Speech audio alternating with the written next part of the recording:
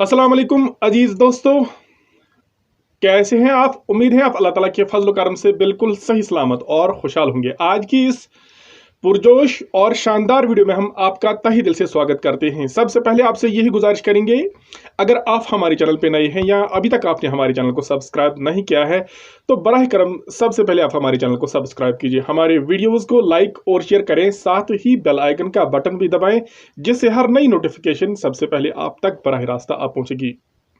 हस्बी मामूल और हस्बी दस्तूर आपको मालूम है कि हम आपकी दरसी निसाब के सबक नंबर 3 यानी इबरत पर बहुत सारे लेक्चर बना चुके हैं और इसके जो दरसी सवालात हैं उन पर भी हमारा एक वीडियो आ चुका है और आज हम इसका पार्ट 2 कर रहे हैं, यानी दरसी सवालात आज हम कंप्लीट करने वाले हैं इस वीडियो सीरीज में। तो आप पर क्या जिम्मेदारी है, आप पर ये चीजें लाजमी हैं कि आप सबसे पहले ये जो वीडियो है इसको शेयर करने की कोशिश करोगे और वीडियो को एंड तक देखने की कोशिश करोगे और साथ में आप अपनी नोटबुक भी मेंटेन करोगे। और बहुत सारे ऐसे बच्चे होते हैं जिनके पास रिसोर्सेज नहीं होते हैं, जिनके पास कम सोर्सेज होते हैं पढ़ने के, उन तक आप ये वीडियो पहुंचाने की जरूर कोशिश करोगे, ये आपकी जिम्मेदारी है।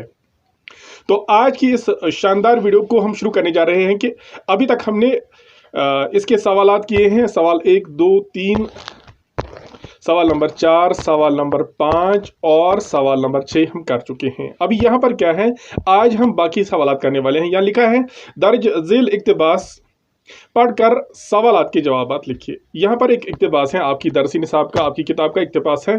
ये लिखा है दारोगा जी ने मनशाइन से रुपए मांगे, तब उसे बक्स की याद आई, छाती पीट ली, रुपए उसी में रखे थे, दारोगा जी वाजिबी खर्च लेकर चले गए थे। किसी तरह 10 रुपए निकालकर चोखे लाल की नजर किए, उन्होंने दावा दी, दिन भर कुछ अफाका न हुआ मगर रात को कुछ तबीयत संभली, दूसरे दिन फिर दवा की जरूरत पड़ी, दारोगा जी ने बहुत मिन्नत की लेकिन चोखे लाल ने एक न सुनी। आखिर मनशाइन का जेवर जो 24 रुपए से कम न था बाजार में बेचा गया। तब चोखे लाल ने दवा दी, शाम तक मुंशी जी चंगे हो गए थे। अब ये जो पैराग्राफ है, इस पैराग्राफ से बहुत सारे सवालात निकाले गए हैं, उन सवालात का आपको जवाब लिखना पड़ेगा। तो सबसे पहला सवाल क्या निकाला गया है, आप देखिए। पहला सवाल निकाला गया है मनशाइन क्यों छाती पीटने लगी। तो इसका सही जवाब क्या है, मनशाइन इसलिए छाती पीटने लगी क्योंकि जब दारोगा जी ने उसे मुंशी जी के इलाज के लिए पैसे मांगे तब उसे अपने बक्स की याद आई जिसमें उसने पैसे रखे हुए थे। हाँ, क्योंकि मनशाइन इसलिए अब छाती पीटने लगी जब उसे अपने बक्स की याद आई, जो बक्स वो कहाँ भूल चुकी थी, जो बक्स वो अपनी ट्रेन में भूल चुकी थी, जिस ट्रेन में वो सफ़र कर रहे थे। और उसे तब ये बक्स याद आया जब दारोगा जी ने पैसे मांगे। ये एक सवाल था। सवाल दूसरा क्या है, मनशाइन का जेवर क्यों बेचा गया। इसका जो जवाब हमने लिखना है, मनशाइन का जेवर इसलिए बेचा गया क्योंकि मुंशी जी के इलाज के लिए चोखे लाल ने बगैर फीस के इलाज करने से इनकार किया, लिहाजा मनशाइन का जेवर बेचकर चोखे लाल की फीस अदा करना मतलूब थी। अब सवाल है, इसी इक्तिबास से ऊपर दी हुई इबारत में ये अल्फाज मुज़क्कर इस्तेमाल हुए हैं या मुअन्नस। याद, नज़र, दवा, मिन्नत। हमने देखना है कि ये अल्फाज हमारी इस इक्तिबास में बतौर मुज़क्कर इस्तेमाल हुए हैं या कि मुअन्नस इस्तेमाल हुए हैं। तो इसका सही जवाब है कि ये चारों अल्फाज मुअन्नस इस्तेमाल हुए हैं। हम बतौर मुअन्नस हुए हैं, ये सारी इस्तेमाल इस इक्तिबास में बतौर मुअन्नस इस्तेमाल हुए हैं। आपको एक बार दिखाने की कोशिश करेंगे, आप पैराग्राफ पे चलिए। हाँ, यहाँ पर देखिए, तब उसे अपने बक्स की याद आई। ठीक, ये एक हमने देखा।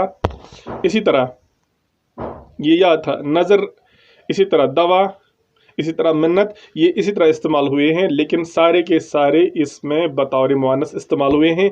इसके बाद और एक सवाल है, इक्तिबास में मौजूद दर्ज झेल मुहावरों के माने लिखिए। हमने मुहावरों के माने लिखना है, ना कि इस्तेमाल करना है। नजर करना क्या होता है, बख्श देना, अता करना, बख्श देना, कुर्बान करना, अता करना, दे देना। एक न सुनना, राजी न होना। इसी तरह छाती पीटना, मातम करना, इजहार अफसोस करना, अफाका होना, मर्ज का कम होना। अब और एक सवाल है, ऊपर दी हुई इबारत का माहसल लिखिए। लिखना क्या है? जो ऊपर पैराग्राफ लिखा हुआ है उसको हमने अपने अल्फाज में सहल, आसान और सही जुबान में लिखने की कोशिश करनी है। लिखा है, मुंशी प्रेमचंद के लिखे हुए अफसाने इबरत के इस इक्तबास में अफसाने का वो मंजर बयान किया गया है जब मुंशी बेचनाथ की हालत ज्यादा शराब पीने की वजह से खराब हो गई और मजबूरन इन सबको स्टेशन पर उतरना पड़ा। मुंशी जी को इलाज के लिए नजदीकी शफाखाने में मुंतकिल किया गया, जहां चौकीलाल कंपाउंडर ने मुंशी जी से बदला लेने के लिए उनसे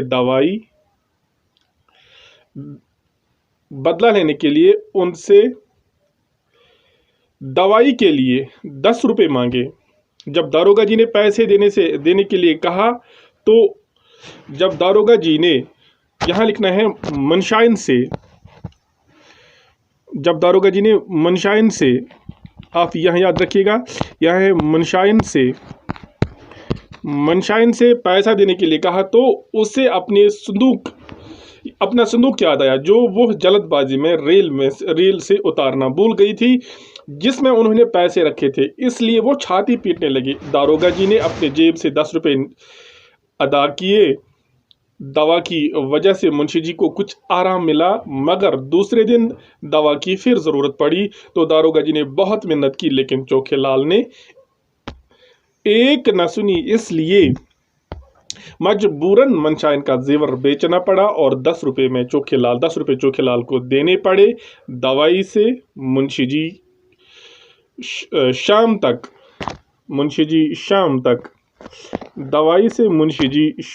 तक तंदुरुस्त हो गए। ये भी एक सवाल था। अब यहाँ पर कुछ सवाल दिए गए हैं। इबरत अफसाना पढ़ने के दौरान आपको किस मौके पर, पहला पॉइंट है, दुख महसूस हुआ? यानी जब हमने इबरत का अफसाना पढ़ा, इबरत का अफसाना पढ़ने के बाद या इबरत का अफसाना पढ़ते वक्त हमें किस जगह पर दुख महसूस हुआ? तो इसका हमने ये लिखा है कि अफसाना इबरत पढ़ने के बाद हमें उस वक्त दुख महसूस हुआ जब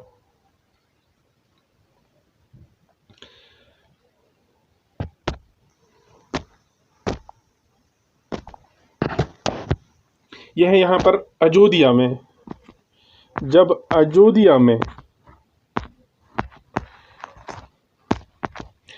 अयोध्या में उन लोगों को रहने के लिए जगह नहीं मिली तो बरसते बारिश में उन लोगों को खुले आसमान के नीचे डेरा डालना पड़ा। आसमान में बिजली की गरज से बच्चे और औरतें डरने लगीं।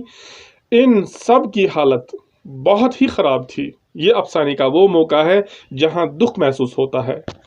एक पॉइंट। इसका दूसरा पार्ट जो है वो है कहाँ, यानी किस मौके पर हमें हमदर्दी पैदा हुई जब हमने इबरत का अफसाना पढ़ा। यहाँ क्या लिखा है, जब ज्यादा शराब पीने की वजह से मुंशी जी बहुत बीमार हुए और चोखेलाल ने पैसों के बगैर इलाज करने से मना किया और मनशाइन को मजबूरन अपना जेवर बेचना पड़ा। ये अफसाने का वो मौका है जहां हमदर्दी पैदा होती है। यानी जिस वक्त मनशाइन के पास कोई पैसा नहीं था, मुंशी जी के पास कोई पैसा नहीं था, तब मनशाइन को अपना जेवर बेचना पड़ा, मजबूर हो गई वो। और ये वो मौका है जहां पर इंसान को हमदर्दी महसूस होती है। हंसी आ गई, यानी इबरत का अफसाना पढ़ने के बाद हमें कहाँ पे हंसी आ गई ये बताना होगा। लिखा है, जब ट्रेन के डब्बे में दारोगा जी को मुसाफिरों से तल्ख कलामी हुई और पंडित जी घबराहट से दारोगा जी को समझाते हैं और जब वो सोचते हैं कि कहीं घी के साथ गन भी ना पिस जाए। यानी जब दारोगा जी और जो मुसाफिर लेटे हुए थे उनमें कशमकश हो रही थी और उनमें बहुत बहस व मबाहिसा हो रहा था। इसी के साथ जो वो लेटे हुए मुसाफिर बहुत गुस्सा कर रहे थे, तो पंडित जी दारोगा जी को समझाते हैं कि गुस्सा ना कर, क्योंकि ये कोई पुलिस स्टेशन नहीं है, आप ट्रेन में बैठे हो, लिहाजा आप मलायमत अख्तियार करें, नरमी अख्तियार करें। और मन ही मन में पंडित जी सोच रहे थे कि अगर इनकी पिटाई हुई तो गेहूं के साथ गन भी पिस जाएगा, यानी इनके साथ मुझे भी पिटना होगा। फजूल में, मेरी कोई गलती ही नहीं है, मैं भी पिट जाऊंगा। यहाँ पे इंसान को बहुत हंसी आ जाती है जब वो अपने खौफ से, अपने डर से उसको समझा रहे हैं कि भाई आप थोड़ा नरमी अख्तियार करें। इसके बाद आपको सबसे ज्यादा किस किरदार कौन सा किरदार, यानी किसका किरदार पसंद आया और क्यों आया, ये भी एक सवाल है। इसमें हमने क्या लिखा, इस कहानी में हमें सबसे ज्यादा पंडित जी का किरदार पसंद आया, क्योंकि इनमें दयानतदारी, शराफत, इंसाफ, सच्चाई और इज्जत कूट कूट कर भरी हुई थी, और कलील आमदनी के बावजूद भी अपने फ़राइज़ बड़ी खुश असलूबी से अंजाम दे दिए। ये पंडित जी की बात चल रही थी। अब इन किरदारों पर 5-5 जुमले लिखिए। आपकी किताब में शायद 3-3 लिखा होगा, हमने एक्स्ट्रा कर दिया। तो कृपाशंकर पर हमने 5 जुमले लिखे। सबसे पहली बात जो है, कृपाशंकर पंडित जी का एक पुराना वफादार शागिर्द था। दूसरी बात क्या है, वो म्यूनिसिपैलिटी में, यह म्यूनिसिपैलिटी में मुलाजमत करता था। तीसरी बात, उसने अयोध्या में मुसाफिरों को अपने उस्ताद के तोफिल घर में जगह दी। चौथी बात, वो पंडित जी के इशारों पर चलता था। और 5वीं बात जो है, जो पंडित जी से मुतल्लिक, कृपाशंकर से मुतल्लिक हम जानते हैं, वो मुसाफिरों के साथ स्टेशन तक रुखसत देने के लिए गया। अब दूसरा जो है, दूसरे किरदार पर यह है चौखेलाल। कहते हैं चौखेलाल बेलहौर का रहने वाला था। वो पेशे से कंपाउंडर था। वो जब तहसील लगान भरने गया तो मुंशी जी ने उसे इजाफी रकम वसूल की। उसने बदला लेने के लिए मुंशी जी से इलाज के लिए फीस वसूल की। वो बहुत ही बदलिहाज किस्म का इंसान था। अब लास्ट सवाल जो है, यहाँ पे हमने पंडित जी के किरदार पर 5 जुमले बताने हैं। कहते पंडित जी पेशे से एक मुदर्रिस थे।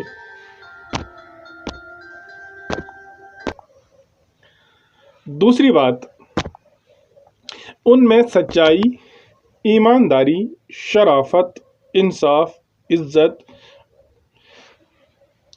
और शराफत, ये शराफत 2 बार आ चुका है, कूट कूट कर भरी हुई थी। उनकी आमदनी निहायत कलील थी। वो बच्चों के साथ कभी धोखा नहीं करता था। लोग और उसके अफसरान उसकी मेहनत से सख्त खुश थे। तो इस तरह से हमने आपका जो चैप्टर नंबर 2 है, इस चैप्टर नंबर 3 के सवालात मुकम्मल कर दिए। अभी इसका ग्रामर पोर्शन आने वाला है कल की वीडियो में, लिहाजा आप एक बार फिर से कल का जो वीडियो है उसको देखने की कोशिश करोगे और आपकी कॉपी कल इंशाल्लाह कंप्लीट हो जाएगी। साथ में आपसे ये भी गुजारिश है कि आप इस वीडियो को ज़्यादा से ज़्यादा शेयर करें, दूसरे बच्चों तक पहुँचाएं। ये आपकी जिम्मेदारी है। हम आप तक अपनी बात पहुंचा रहे हैं, अब आपकी जिम्मेदारी है आप दूसरों तक पहुंचाएं। आज की वीडियो में यहीं पर आपसे विदा लेते हैं। मिलते हैं अगले वीडियो में। जब तक के लिए अल्लाह हाफिज़ व नासिर, शुक्रिया।